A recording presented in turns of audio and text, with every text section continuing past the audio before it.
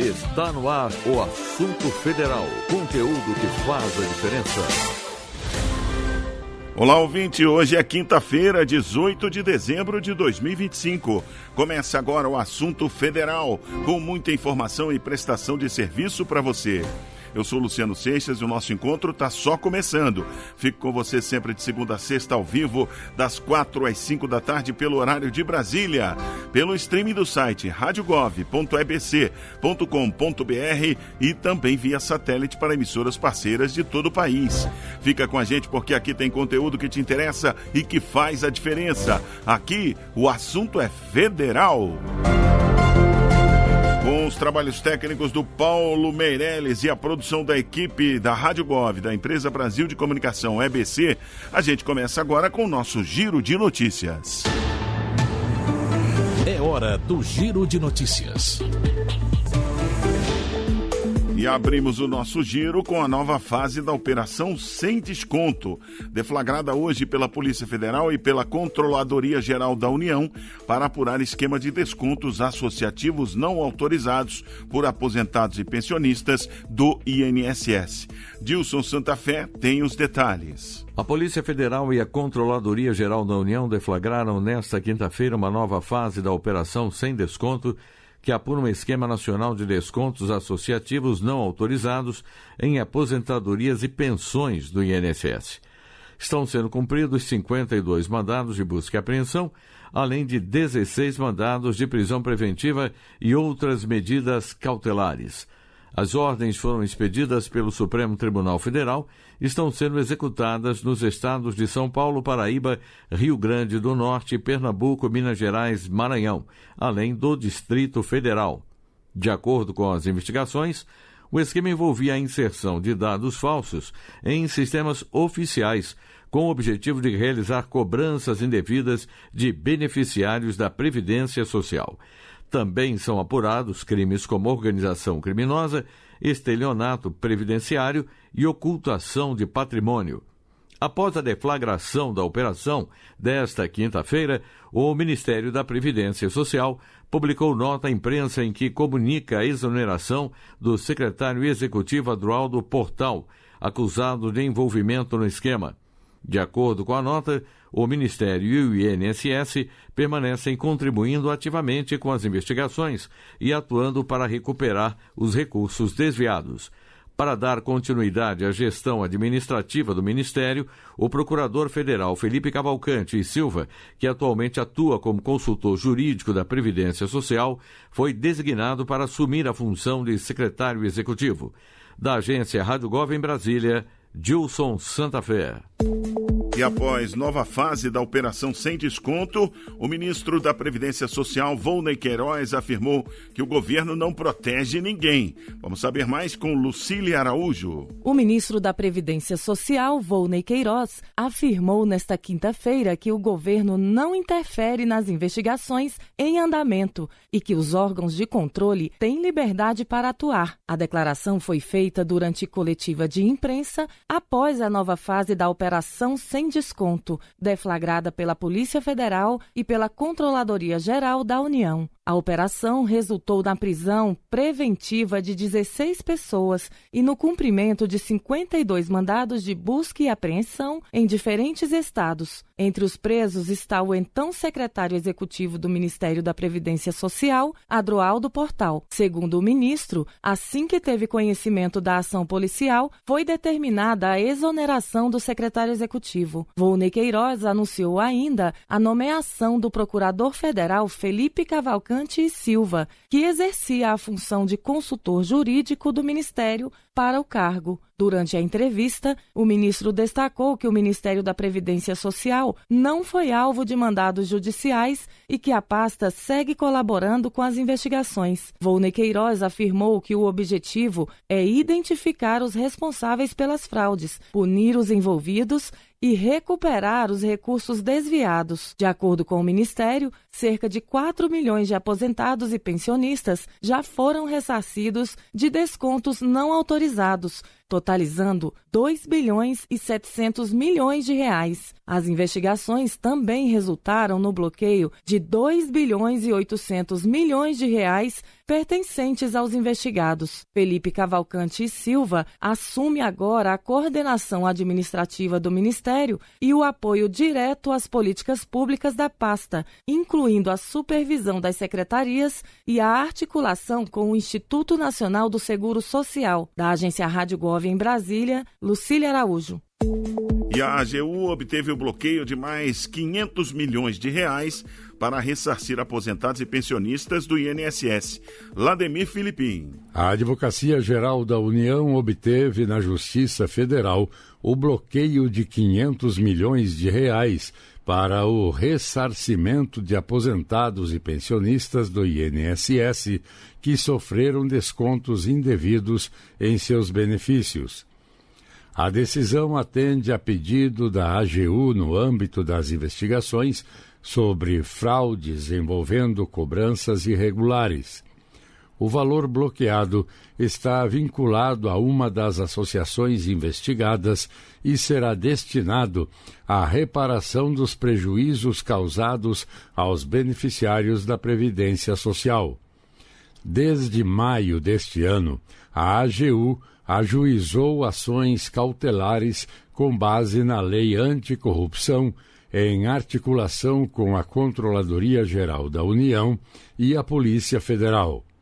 Ao todo, a Justiça já determinou a indisponibilidade de 4 bilhões e meio de reais em bens de pessoas físicas e jurídicas investigadas.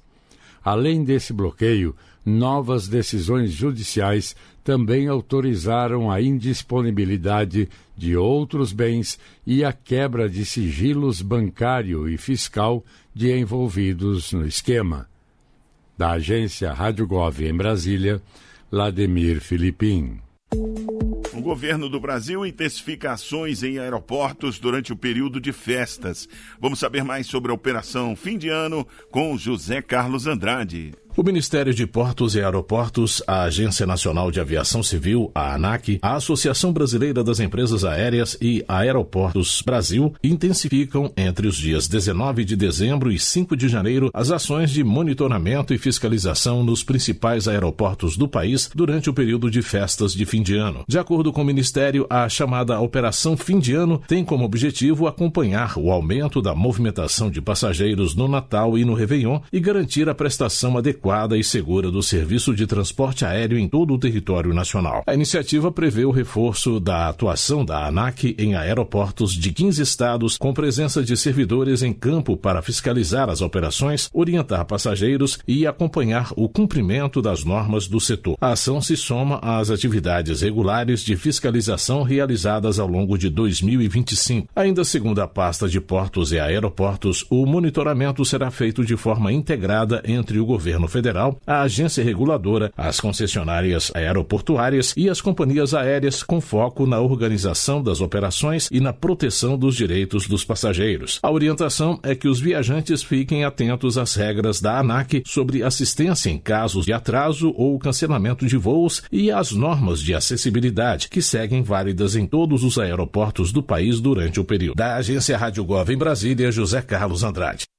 Ainda sobre o setor aéreo, o Ministério de Portos e Aeroportos ampliou a inclusão com sala multissensorial no Aeroporto Internacional de Viracopos, em Campinas. O José Carlos Andrade está de volta para contar essa novidade. O Aeroporto Internacional de Viracopos, em Campinas, passou a contar com uma sala multissensorial voltada ao atendimento de passageiros neurodivergentes. O espaço foi inaugurado nesta quarta-feira, dia 17, e é destinado a pessoas com transtorno do espectro autista, transtorno do déficit de atenção, com hiperatividade e outras condições relacionadas ao processamento sensorial. A sala está localizada na área de embarque nacional após o controle de segurança e foi projetada para reduzir estímulos comuns do ambiente aeroportuário aeroportuário, como ruídos, luminosidade intensa e grande circulação de pessoas. O ambiente conta com iluminação suave, sons relaxantes, materiais táteis e mobiliário voltado à regulação sensorial. O espaço funcionará diariamente das 7 da manhã às 11 da noite e poderá ser utilizado mediante cadastro prévio no site do aeroporto. De acordo com o Ministério de Portos e Aeroportos, há regras de uso, como limite de permanência de até 30 minutos e acompanhamento obrigatório para menores de idade ou pessoas que necessitem de apoio. Antes da abertura, equipes do aeroporto participaram de capacitação específica para o atendimento de passageiros neurodivergentes, com foco na identificação de sinais de sobrecarga sensorial e no acolhimento adequado durante a viagem. Da agência Rádio Gov em Brasília, José Carlos Andrade.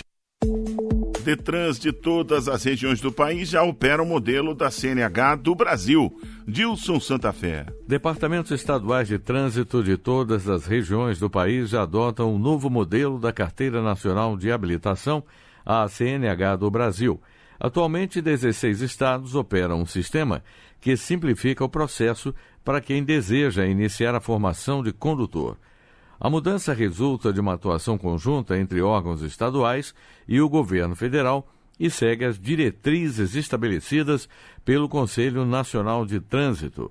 Segundo o Ministério dos Transportes, o objetivo é tornar a obtenção da CNH mais acessível, com menos etapas presenciais e mais uso de plataformas digitais. Em São Paulo, o Detran foi o primeiro a aplicar o novo exame teórico e disponibilizou informações detalhadas em seu site, com orientações sobre o período de transição e as regras em vigor. O Estado também avançou no credenciamento de instrutores autônomos.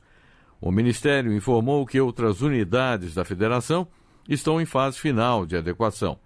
No Rio Grande do Sul, as adaptações devem ser concluídas até janeiro. Já o Amapá realiza ajustes técnicos em articulação com a Secretaria Nacional de Trânsito. De acordo com a pasta, a plataforma da CNH do Brasil já soma 22 milhões de acessos e mais de 1.600.000 brasileiros estão inscritos no curso teórico online gratuito, disponível em todo o país. Da agência Rádio Gov em Brasília, Dilson Santa Fé. Uma operação da Polícia Federal chamada DarkBet desarticula a organização suspeita de tráfico internacional de brasileiros. Lademir Filipim. A Polícia Federal deflagrou na última terça-feira a Operação DarkBet para verificar a atuação de uma organização suspeita de tráfico internacional de brasileiros. A investigação envolve o aliciamento de pessoas por meio de redes sociais e plataformas digitais com promessas de altos salários no exterior. Segundo o Ministério da Justiça e Segurança Pública, a Polícia Federal apurou que as vítimas eram recrutadas para supostas oportunidades de trabalho ligadas a empresas de jogos esportivos online. Ao chegarem a outros países, os trabalhadores eram submetidos a jornadas exaustivas, retenção de documentos, restrição de liberdade e outras condições degradantes, além de coação para a prática de crimes cibernéticos. A operação também investiga 2 empresas do setor de apostas online que tiveram as atividades suspensas por decisão da Justiça Federal. Ao todo, foram cumpridos 11 mandados de busca e apreensão em 5 estados, além de 4 prisões temporárias. A Justiça determinou ainda o bloqueio e o sequestro de bens e valores que somam mais de 440 milhões de reais. As investigações contaram com a atuação integrada da Polícia Federal e do Ministério da Justiça e Segurança Pública, com foco na repressão ao tráfico de pessoas e na proteção das vítimas.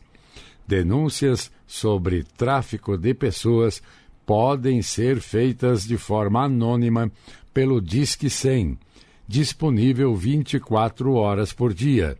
Da agência Rádio Gov em Brasília, Lademir Filipim. O Fundo Amazônia aprova mais de 2 bilhões de reais em 2025.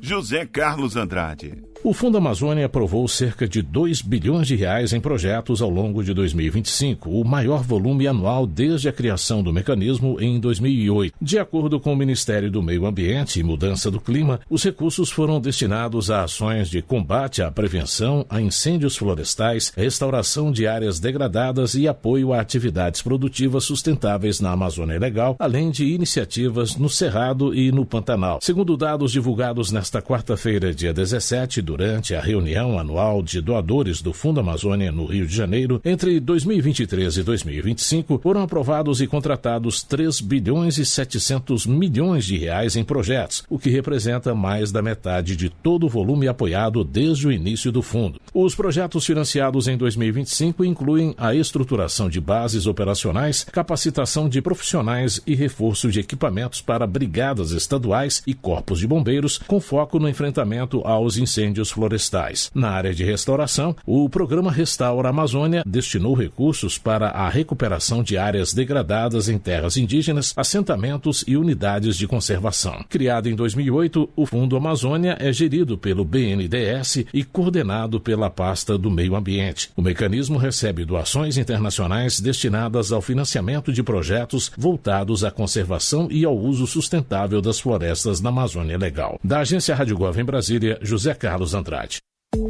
E vamos falar agora da primeira edição do Prêmio Brasil Sem Fome, que reconheceu iniciativas que combatem a fome no país. Claudimário Carvalho. O governo do Brasil premiou na quarta-feira mais de 40 iniciativas de combate à fome durante a primeira edição do Prêmio Brasil Sem Fome, realizada no Teatro Nacional em Brasília. A premiação reconheceu políticas públicas e experiências locais que contribuíram para reduzir a insegurança alimentar e garantir dignidade a bilhões de brasileiros. Segundo o Ministério do Desenvolvimento e Assistência Social, as ações premiadas mostram que o enfrentamento da fome exige decisão política, coordenação entre governos e presença efetiva das políticas públicas nos territórios.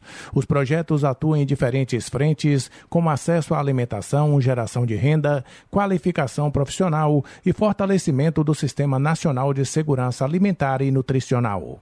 Entre os destaques estão programas como Ceará Sem Fome, o Bom Prato de Pernambuco e iniciativas de Alagoas e Sergipe, que ampliaram cozinhas comunitárias, apoio à agricultura familiar e adesão de municípios ao Sistema Nacional. O prêmio busca reforçar o compromisso do governo em manter o combate à fome como prioridade e ampliar ações que geram impacto direto na vida da população mais vulnerável. Da Agência Rádio Gov em Brasília, Claudimário Carvalho. Brasil se torna o único país continental a eliminar a transmissão vertical do HIV. José Carlos Andrade tem os detalhes. O Brasil recebeu nesta quinta-feira, dia 18, a certificação da Organização Pan-Americana da Saúde, OPAS, e da Organização Mundial da Saúde, OMS, pela eliminação da transmissão vertical do HIV como problema de saúde pública. Com o reconhecimento, o país passa a ser o único de dimensão continental a alcançar esse resultado. A certificação indica que o Brasil manteve a taxa de transmissão do HIV de mãe para filho abaixo de 2% e a incidência da infecção em crianças em menos de meio caso por 1.000 nascidos vivos, conforme os critérios estabelecidos pela OMS. Os dados consideram a infecção durante a gestação, o parto ou a amamentação. De acordo com o Ministério da Saúde, mais de 95% das gestantes tiveram acesso ao pré-natal, à testagem para HIV e ao tratamento quando necessário. O processo de certificação teve início em junho deste ano, com o envio de relatório técnico à OPAS e à OMS.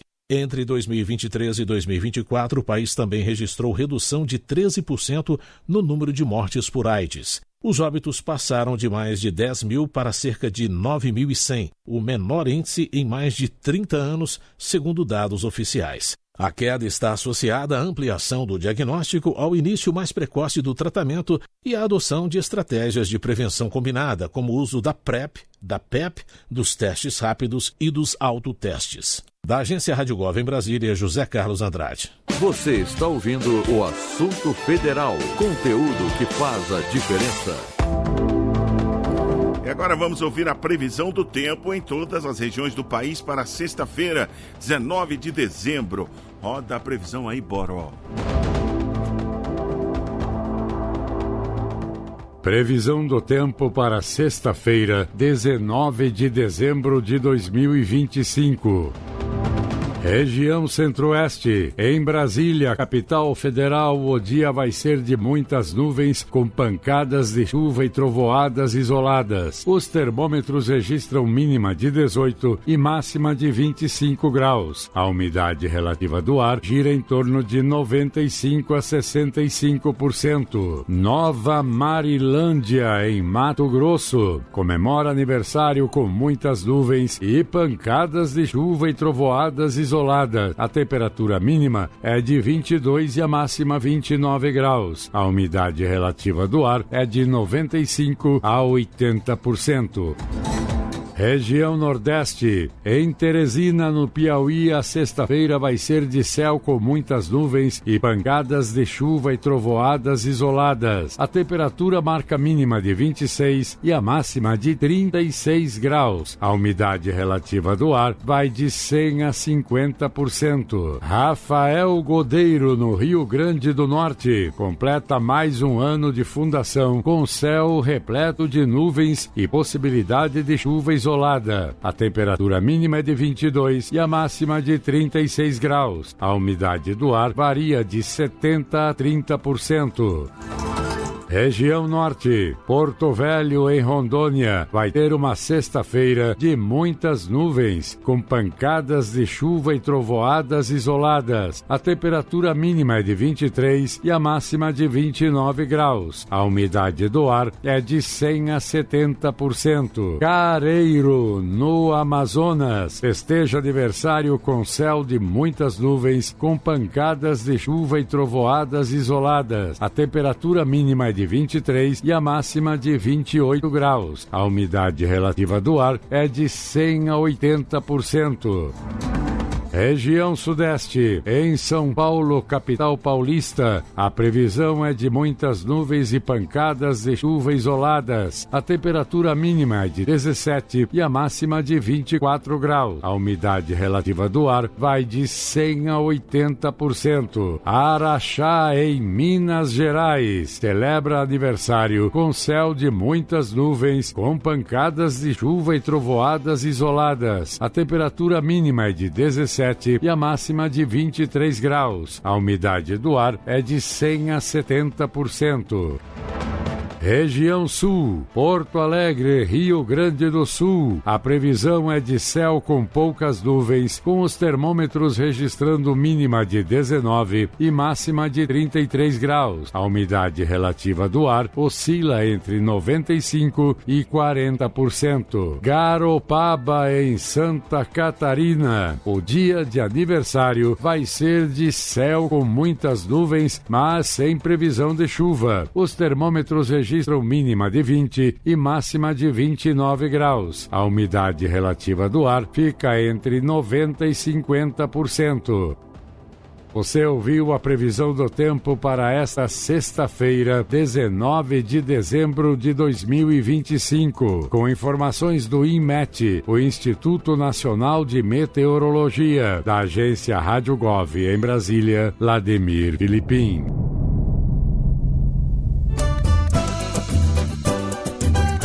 Vamos lá, aproveito para mandar aquele abraço para os moradores das cidades que a gente ouviu aí, que fazem aniversário em 19 de dezembro. Parabéns para Nova Marilândia, em Mato Grosso. Rafael Godeiro, no Rio Grande do Norte. Careiro, no Amazonas. Araxá, em Minas Gerais. E Garopaba, em Santa Catarina, que completam mais um ano amanhã. É hora da gente abrir aqui o nosso Comunica BR, dar uma pincelada, pegar algumas informações importantes. Mato Grosso, a gente sempre pensa em plano safra, né? Vamos lá, Nova Marilândia tem 157 contratos fechados neste ano de 2025, plano safra com 147 milhões de reais liberados para a produção, né? Para para a safra, naturalmente, né? São 122 contratos de agro, que ficam com 142 milhões, e 35 contratos para o pessoal pequeno, né, da agricultura familiar, 5 milhões de reais através do Pronaf. Rafael Godeiro, no Rio Grande do Norte. 518 famílias recebem o Bolsa Família lá em Rafael Godeiro, com o benefício mensal a médio de R$ 644 reais em Rafael Godeiro. Careiro, no Amazonas, também tem gente lá precisando de ajuda do governo federal para não passar fome, né? 5.238 famílias recebem, em média, R$ 724 reais no Bolsa Família. E Araxá também tem 5.037 famílias, lá em Araxá, Minas Gerais, recebendo R$ 683 reais em média do Bolsa Família. É aquele auxílio importantíssimo para não deixar o pessoal cair na linha da miséria, né? E Garopaba, Santa Catarina. Bom, praia bonita lá, ponte, né, de surfista, a galera descolada. E aí eu fui ver fiscalização ambiental. Teve uma fiscalização ambiental agora em 2025 e constatou-se uma infração. Portanto, multa de R$10 mil, uma fiscalização, uma infração em Garopaba, Santa Catarina. Você ainda vai ouvir aqui no nosso Assunto Federal os destaques da Voz do Brasil de hoje e muito mais. Fique com a gente agora pelo horário de Brasília, 4h26. Curtas do Bom Dia. O programa Bom Dia Ministro de hoje recebeu aqui nos estúdios da EBC o ministro das Relações Exteriores, Mauro Vieira. Na conversa com emissoras de rádio de várias regiões brasileiras, ele destacou a cúpula do Mercosul e as negociações de acordos. Vamos ouvir. A cúpula tem uma série de temas de grande relevância. Nós vamos, no fim desta nossa presidência, vamos apresentar um relatório, como é de costume, todas as presidências fazem. E o relatório que eu vou apresentar dispõe muito e fala muito de todas as iniciativas de outros países em outras regiões para concluir acordos de associação comercial com o Mercosul. Há um número enorme. Nós concluímos esse ano um acordo com o EFTA. EFTA é, na sigla em inglês, Associação Europeia de Livre Comércio, que inclui a Suíça, a Noruega, a Islândia e o Liechtenstein. E se nós concluirmos e assinarmos com a União Europeia, nós teremos a cobertura de praticamente toda a Europa nesses dois acordos. Agora, além desse acordo, já assinamos também recentemente com Singapura e há um número grande de países que já demonstraram interesse nessa negociação. O Canadá é o Reino Unido também, depois no Oriente, na ASEAN, Malásia, a Indonésia, Vietnã. Há um grupo enorme de países que querem celebrar acordos de livre comércio com o Mercosul e há outros que querem atualizar seus acordos. Por exemplo, a Índia assinou foi no primeiro ano do primeiro mandato do presidente Lula, em 2003, portanto, há 22 anos foi assinado um acordo com a Índia. E é um acordo em que ambas as regiões, o país, a Índia e o Mercosul, estavam em outro estágio, inclusive de desenvolvimento. É um acordo ainda limitado. Nós vamos negociar a expansão para um número maior de produtos. Quer dizer, há um grande interesse. E o ministro também disse que vê com otimismo a possibilidade de assinatura do Mercosul com a União Europeia. Eu acho que hoje teremos, em algum momento, uma decisão do Conselho Europeu que vai permitir se confirmar para sábado, dia 20, essa assinatura. Nós, inclusive, mudamos a data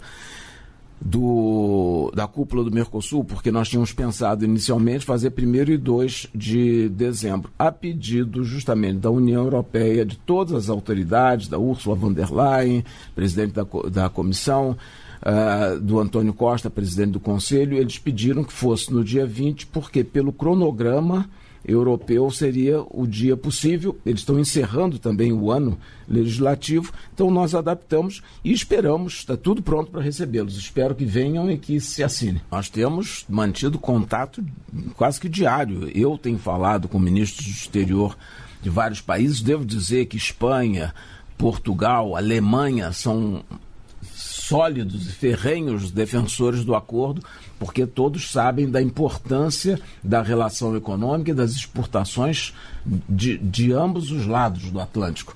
Tenho tido contato também com o presidente do Conselho Europeu, Antônio Costa, que é o ex-primeiro-ministro de Portugal, com quem eu tenho inclusive uma relação pessoal há algum tempo, e, sobretudo, nós temos também a nossa missão junto à União Europeia, que fica em Bruxelas, que tem trabalhado ativissimamente. O nosso embaixador tem nos mantido informados e tem feito uma série de gestões para desbloquear essa posição.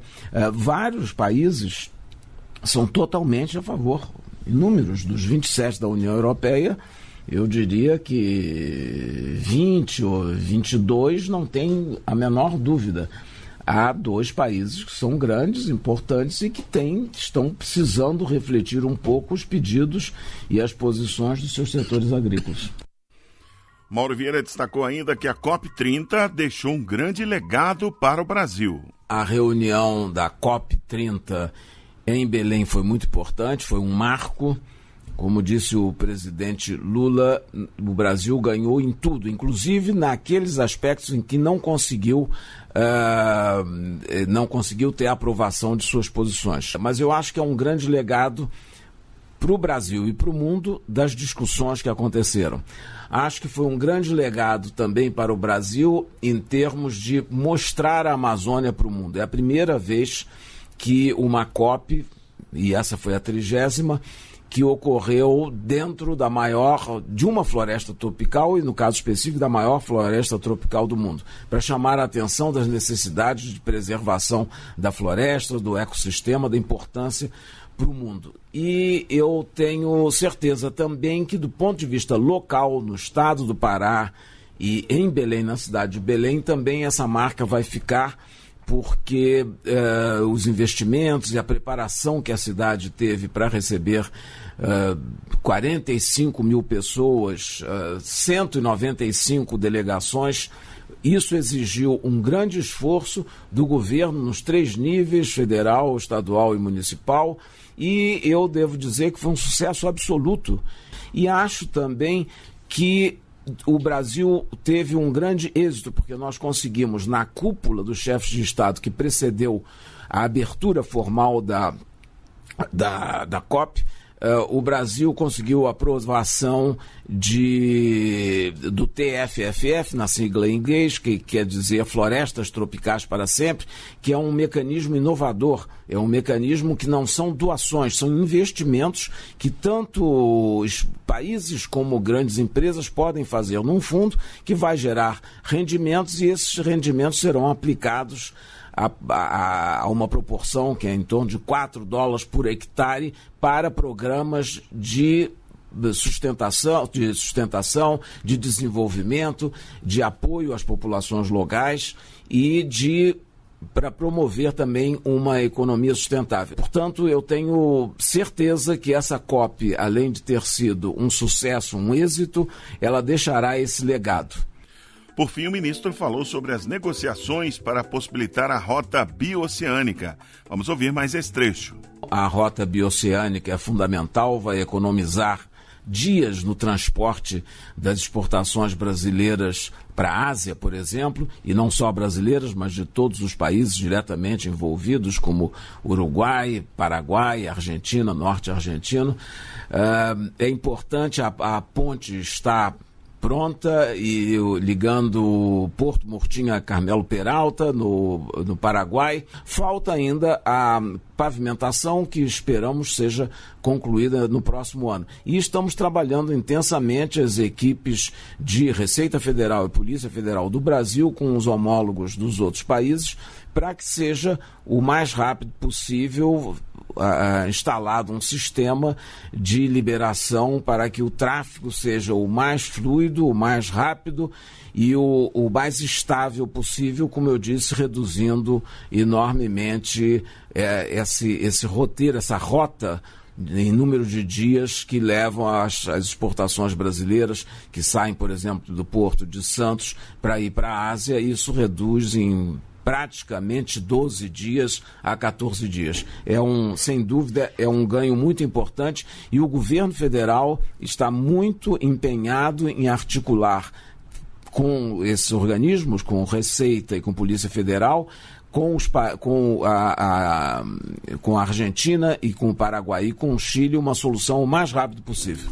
Esses foram os principais destaques da participação do ministro das Relações Exteriores, Mauro Vieira, no programa Bom Dia Ministro de hoje. Para ouvir ou baixar o programa completo, você já sabe, basta entrar no nosso portal radiogov.ebc.com.br. Você acabou de ouvir os destaques do Bom Dia Ministro de hoje. No Notícias da Fazenda de hoje, a pasta detalha balanço de resultados do ano e destaca as conquistas para o crescimento econômico do país. Vamos ouvir.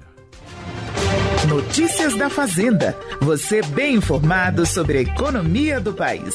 Uma parceria entre o Ministério da Fazenda e a Rede Nacional de Rádio. Nesta quarta-feira, o governo federal realizou a última reunião ministerial de 2025. Durante o encontro, ministros e ministras de Estado apresentaram o balanço e resultados das ações do ano. O ministro da Fazenda, Fernando Haddad, celebrou as conquistas da pasta ao longo do ano e destacou como o Ministério conseguiu reverter o cenário anterior para assegurar um crescimento econômico sustentável e mais igualitário. Eu queria mencionar que o crescimento médio desses 3 anos é de mais de 3%. A previsão nossa é chegar a um crescimento médio de 2,8%. É o maior crescimento desde os governos Lula 1 e 2, mas nós estamos retomando esse crescimento e mais importante do que o dado em si é o potencial da economia brasileira de crescer mais. Taxa de desemprego que é a mínima histórica e junto com a taxa de desemprego na mínima, nós estamos também com uma baixa taxa de informalidade e uma taxa composta de subutilização da força de trabalho também no menor patamar da série histórica. O mercado de trabalho está gerando o melhor salário mínimo da série histórica em termos reais e o melhor rendimento médio por trabalhador. Tiramos o país do mapa da fome e estamos com o menor índice de Gini da nossa história recente. O índice de Gini, quanto menor, melhor a distribuição de renda. Ele mede a má distribuição de renda. Então, quanto menor o número, melhor a distribuição de renda. Nós estamos com um Gini de 0,506, que é o menor da série histórica. A taxa de pobreza, extrema pobreza, está também no menor nível histórico. A extrema pobreza está em 4,4%. Não tem precedente esse indicador. Nós estamos com a menor inflação quadrianual da história do Brasil de todos os tempos. Eu não estou falando de plano real, estou falando da história desse país. O ministro Fernando Haddad também ressaltou o esforço fiscal do Ministério da Fazenda e a importância de um crescimento sustentável para reduzir os problemas do Brasil. Ele, presidente Lula, assume com uma conta a pagar de mais de 200 bilhões de reais. Negativa. Nós tínhamos que nos comprometer com ajustar essas contas, mas assumindo os compromissos de campanha de não penalizar quem ganha salário mínimo que estava há 7 anos sem reajuste real. Quem ganha salário seletista que tinha a tabela do imposto de renda congelado também havia 7 anos. O funcionalismo público que não tinha reajuste também há 7 anos. Os programas paralisados no MCTI, onde quer que você olhasse, você pega os números de Minha Casa Minha Vida, a PAC, tudo paralisado. Nós tomamos então uma decisão.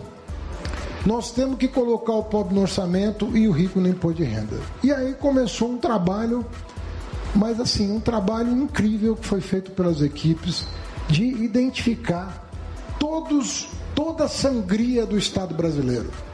Todo o dinheiro que era drenado para aquilo que não tinha mais justificativa.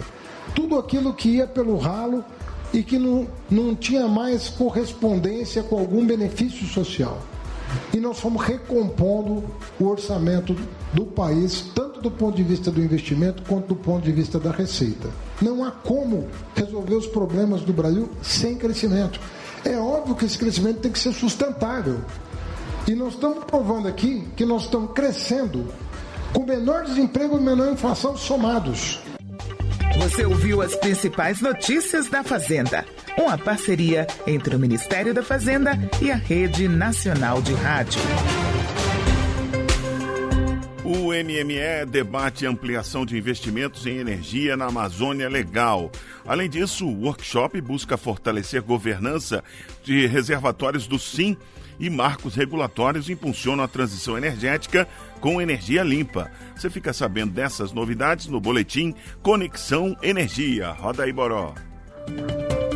Olá, você está no Conexão Energia, o fio que te conecta ao Ministério de Minas e Energia, trazendo em nossos boletins as principais notícias sobre o cenário energético no Brasil e no mundo. O Conexão Energia é uma parceria entre o Ministério de Minas e Energia e a Rádio Gov. O Ministério de Minas e Energia destacou os avanços nos investimentos para ampliar o acesso à eletricidade na Amazônia Legal. Durante o webinar Transição Energética em Sistemas Isolados, uma ação integrada ao Programa Energias da Amazônia, foram apresentados os principais resultados do Programa Energias da Amazônia, ciclo 2023-2025. O webinar apontou também que a expansão das fontes renováveis nos sistemas isolados não apenas reduz emissões, mas também cria oportunidades de emprego qualificado e fomenta cadeias produtivas regionais. Com o objetivo de otimizar o uso da água e garantir a segurança do sistema elétrico, o MME promoveu um workshop técnico para fortalecer a governança dos reservatórios do Sistema Interligado Nacional. O encontro reuniu especialistas para debater estratégias de gestão integrada, assegurando que o armazenamento de energia nos reservatórios siga critérios técnicos rigorosos para enfrentar períodos de seca e garantir o abastecimento em todo o país. O encontro buscou identificar oportunidades de melhoria no arcabouço legal e infralegal vigente, com foco no fortalecimento da coordenação entre diferentes instituições, na redução de riscos de conflitos e judicialização, e no aumento da segurança jurídica e operacional. O Brasil deu novos passos na transição energética com avanços de marcos regulatórios voltados para a energia limpa em 2025. O MME trabalhou na consolidação de normas que trazem segurança jurídica para investidores em fontes renováveis, como a eólica offshore e o hidrogênio de baixa emissão de carbono. Essas medidas são fundamentais para que o governo do Brasil lidere o esforço global de descarbonização, atraindo novos negócios e gerando empregos verdes. Confira mais matérias do Balanço Anual do MME em www.mme.gov.br. O Conexão Energia fica por aqui. Mais informações, acesse www.mme.gov.br.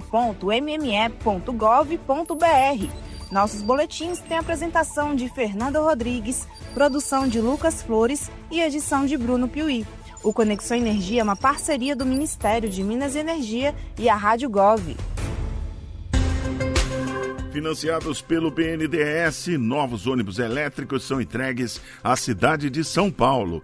Mais informações no boletim do BNDES. Agência BNDES de Notícias.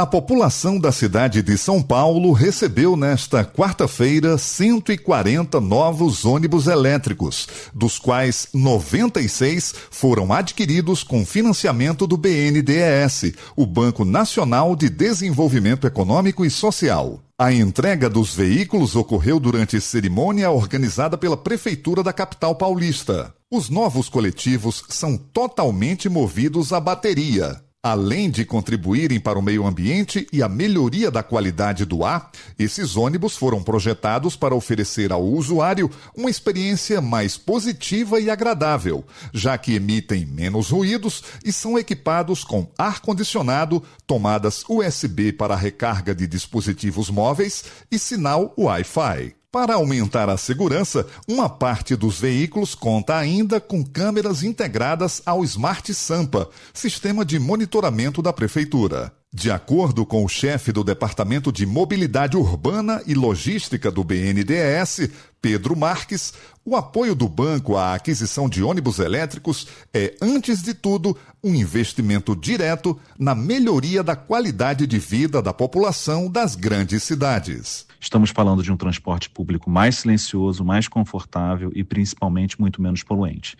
Em cidades densas, como o município de São Paulo, o ônibus é o principal meio de deslocamento da população de menor renda. E a substituição da frota diesel por veículos elétricos reduz a emissão de CO2, reduz a emissão de óxidos de nitrogênio e de material particulado, que estão diretamente associados a doenças respiratórias e cardiovasculares. Os ônibus elétricos adquiridos pela Prefeitura de São Paulo, com apoio do BNDES, são fruto de um contrato de financiamento de R$2,5 bilhões de reais, assinado no fim do ano passado, e que prevê, no total, a compra de 1.300 ônibus elétricos. Reportagem André de Barros Lima. Para mais informações, acesse agenciadenoticias.bnds.gov.br. No boletim do MDS, balanço de 2025 da pasta aponta que o novo Cade Único registra 2 milhões de atendimentos por mês. Balanço 2025. O ministro do Desenvolvimento e Assistência Social, Família e Combate à Fome, Wellington Dias, reuniu os secretários para um balanço das ações e entregas feitas pela pasta em 2025. O secretário de Avaliação, Gestão da Informação e Cadastro Único, Rafael Osório, comentou sobre o lançamento do novo Cade Único. O Cadastro Único é provavelmente o grande alicerce, a grande base de toda a política social do Brasil. Aliás, vários países do mundo têm como referência o Cadastro Único Social do Brasil. E o nosso querido Rafael Osório, ele que tem como origem o IPEA, com toda a sua experiência, veio nos ajudar, aqui há pouco tempo a Letícia, agora o Rafael, nessa reconstrução do Cadastro Único. Realmente, ministro, a gente pegou uma situação muito ruim e o Cadastro Único estava parado no tempo. Tinha mais de uma década que não tinha grandes atualizações no cadastro. A gente fez uma grande atualização no cadastro e foi mais do que uma atualização. A gente lançou uma plataforma integralmente nova de cadastro único. Nós fizemos isso esse ano e para fazer isso nós treinamos dezenas de milhares de entrevistadores. Você sabe qual é a melhor parte, ministro? Opa. Quando a gente desligou a chave do cadastro velho e ligou a chave do cadastro único, ninguém percebeu, porque deu tão certo que a transição foi super suave. E a gente estava nervoso ali, vai dar certo ou não vai dar certo? Estava nervoso. E desde então a gente já fez mais de 18 milhões de operações com a nova plataforma. São em média mais de 2 milhões de atendimentos por mês que estão sendo feitos com mais qualidade, mais segurança para a população, mais rapidez, né? O cadastro ele traz uma seleção melhor e hoje já são quase 50 programas. Nós temos 46 programas que usam o cadastro único. O cadastro ele cruza dados de variadas áreas e ele é referência para variados programas. O cadastro está totalmente integrado hoje com outros sistemas do governo federal. Então, quando a gente vê aquela notícia que 2 milhões de famílias saíram do Bolsa Família porque a renda delas elevou, é por conta do novo cadastro que a gente consegue detectar, fazer um gerenciamento melhor dos benefícios. Para quê? Para entregar o benefício para quem mais precisa. Quem não precisa mais, sai do Bolsa, recebe 50% e aí a gente dá o benefício para quem precisa. Cadastro. Permanece no cadastro, não sai do cadastro. Você sabia disso? Mesmo quando vai para a classe média, ainda é acompanhado aqui no cadastro. As pessoas só saem do cadastro se elas ficam 4 anos sem atualizar o cadastro. Aí elas são excluídas logicamente. E isso é uma outra coisa boa que o cadastro novo trouxe. Com mais tecnologia, mais informação, mais bases de dados sendo trazidas para dentro do cadastro, a gente está com uma condição melhor de detectar indícios de irregularidades. Então, depois que o cadastro novo foi operado, a gente já detectou mais de 17 mil famílias com indícios de irregularidades, das quais 13 mil já foram excluídas. E isso traz mais eficiência para o dinheiro público chegar verdadeiramente a quem precisa. E veja, Rafael, aqui nós temos também o acompanhamento das condicionalidades, junto lá com o Ministério da Educação, está matriculado, está estudando, a saúde, onde é que tem alguém ali com uma situação, né, de subnutrição, de desnutrição, e isso ajuda para alcançar quem não alcançamos. Isso mesmo, e agora essa informação ela vem para dentro do cadastro. Então, a formação. A gente está trazendo a informação, tem integração com as bases de dados do MEC, da educação, integração com as bases de dados da saúde. Então, nas ferramentas que a gente disponibiliza para usar os dados do cadastro para assistência social, ir aos territórios e detectar as pessoas mais vulneráveis, agora a gente também tem informação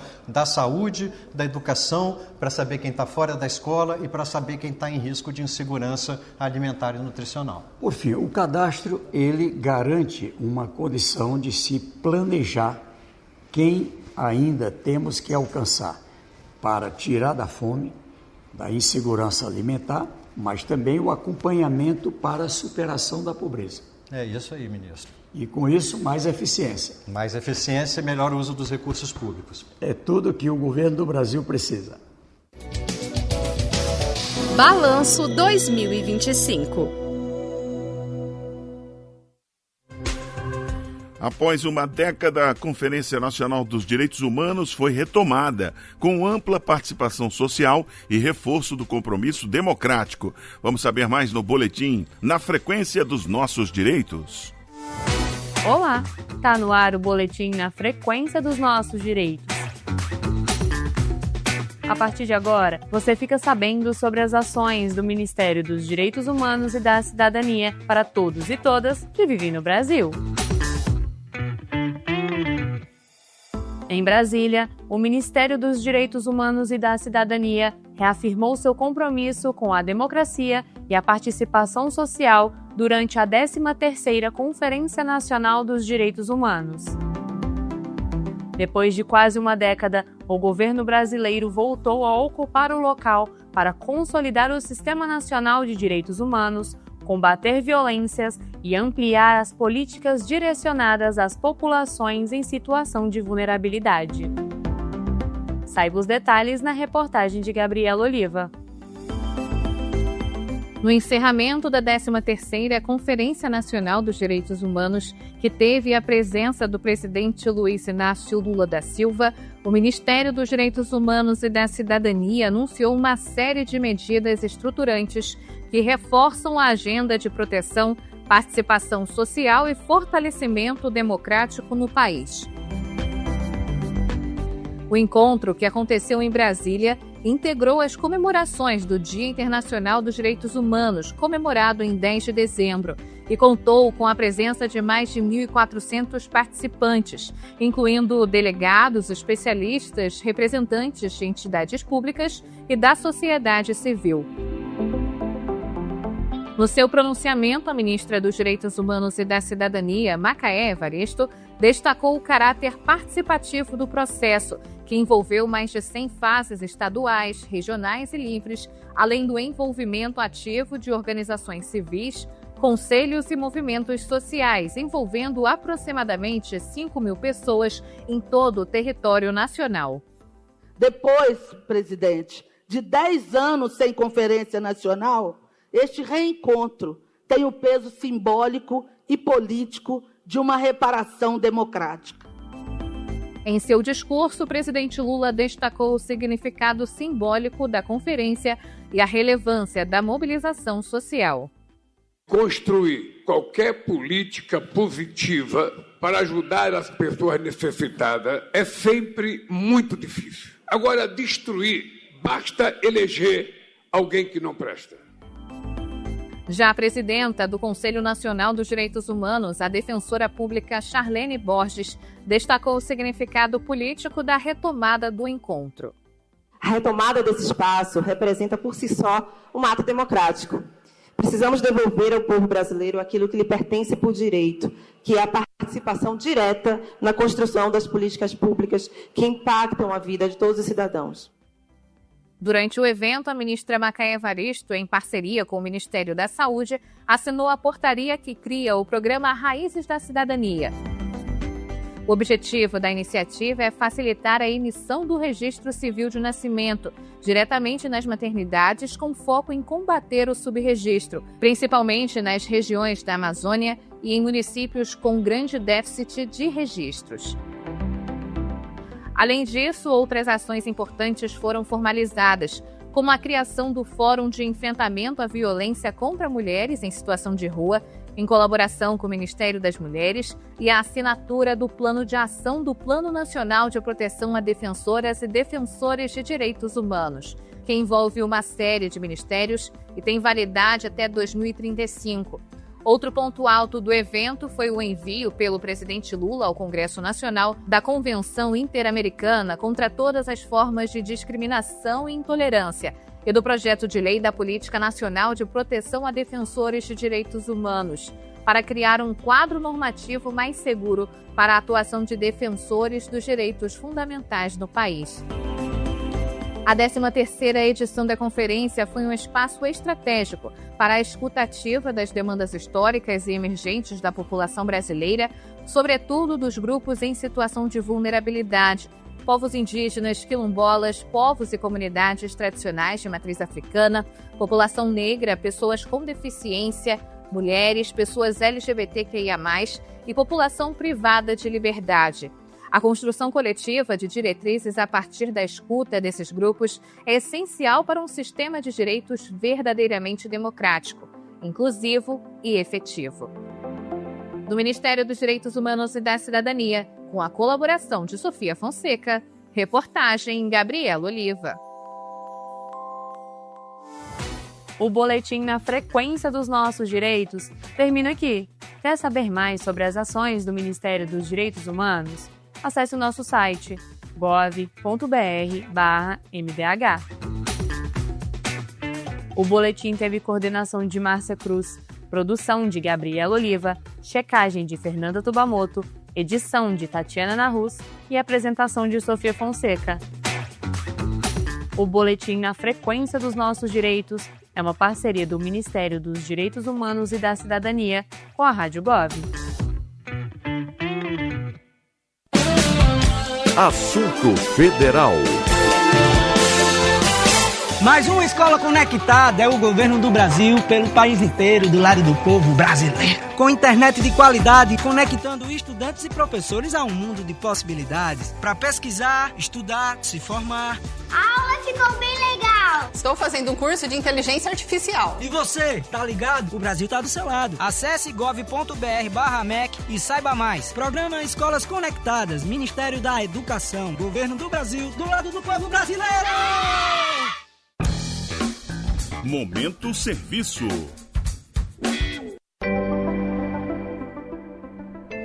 Pesquisa sobre racismo no esporte recebe contribuições até amanhã, dia 19. Saiba como participar com José Carlos Andrade.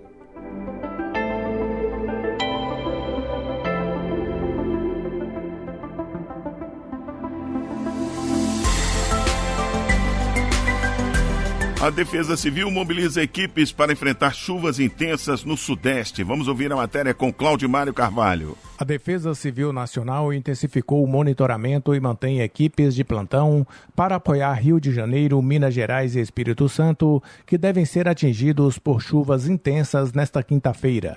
Segundo o Instituto Nacional de Meteorologia, há alerta vermelho de grande perigo, com previsão de acumulado superior a 100 milímetros no dia.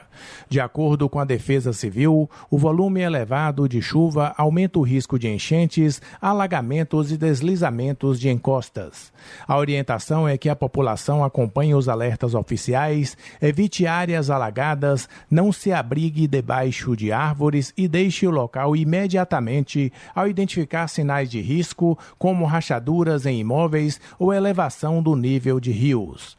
O Centro Nacional de Gerenciamento de Riscos e Desastres celulares mantém nível operacional laranja, com atenção reforçada e comunicação permanente com estados e municípios. A Defesa Civil também pode acionar o Sistema Defesa Civil Alerta, que envia avisos sonoros e mensagens diretamente aos celulares em áreas de risco, com orientações práticas para proteger a população.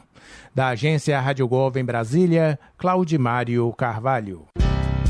E está chegando ao fim o nosso assunto federal. Eu volto amanhã, 16h. Espero você para mais uma tarde cheia de informação que faz a diferença no seu dia a dia. Rádio Gov, tudo o que você precisa saber sobre o governo do Brasil. Você acabou de ouvir o Assunto Federal com Luciano Seixas.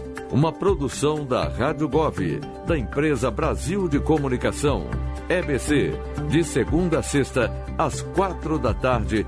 Fique ligado nas notícias que impactam o seu dia a dia e na prestação de serviço para todo o país. Rádio Gov, tudo o que você precisa saber.